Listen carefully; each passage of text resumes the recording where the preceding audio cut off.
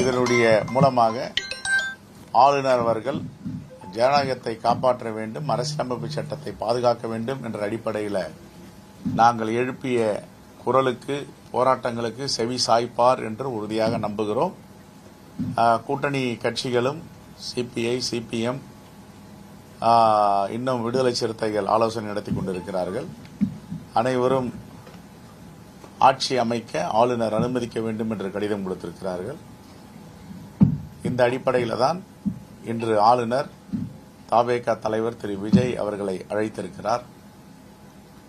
சூழ்ச்சிகள் எல்லாம் முறியடிக்கப்பட்டிருக்கிறது, ஜனநாயகம் வென்றிருக்கிறது. இதுதான் அரசியலமைப்பினுடைய அடிப்படை தத்துவம். இதை முன்பே ஆளுநர் அவர்கள் செய்திருக்கலாம். பாஜகவுடைய தலையீட்டால், பாஜக தலைவருடைய குறுக்கீட்டால் ஜனநாயகம் 2 நாளாக தாமதப்படுத்தியிருக்கிறது. தாமதமாக வந்தாலும் ஜனநாயகம் வெல்லும் என்பதுதான் இந்த முடிவினுடைய பதிவாக இருக்கிறது.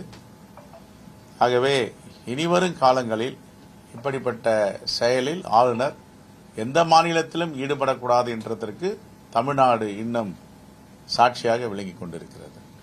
திமுக சொல்லும்போது காங்கிரஸ் எங்களுடைய முதுகலை குத்திடுச்சு, பாஜக செய்ததையே காங்கிரசும் இப்போது கையில் எடுத்துட்டு விமர்சனங்கள் மீது வச்சிருக்காங்க காங்கிரஸ் கட்சி. இல்லை, இப்போ காங்கிரஸ் முதுகுல குத்தி இருக்குன்னா இப்போ சிபிஎம் முடிவு எடுத்திருக்காங்க, சிபிஐ முடிவு எடுத்திருக்காங்க, விசிகே பேசிட்டு இருக்காங்க, முடிவு எடுக்க போறேன்னு சொல்றாங்க. இன்னும் சில கட்சிகள்லாம் பேசுறேன்றாங்க. அது அப்படி இல்லை. தேச நலனுக்காக, அரசியலமைப்பு சட்டத்தை பாதுகாப்பதற்காக எல்லோரும் சேர்ந்து ஒன்று கூடி இந்த முடிவை எடுத்திருக்கிறார்கள்.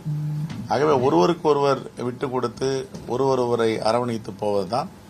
அதே போன்று பல காலங்களில் காங்கிரஸ் பேரியக்கமும் உதவி செய்திருக்கிறது. அவர்களுக்கு ஆட்சி அமைப்பதற்கும் எல்லாவற்றுக்கும் உறுதுணையாக இருந்திருக்கிறது.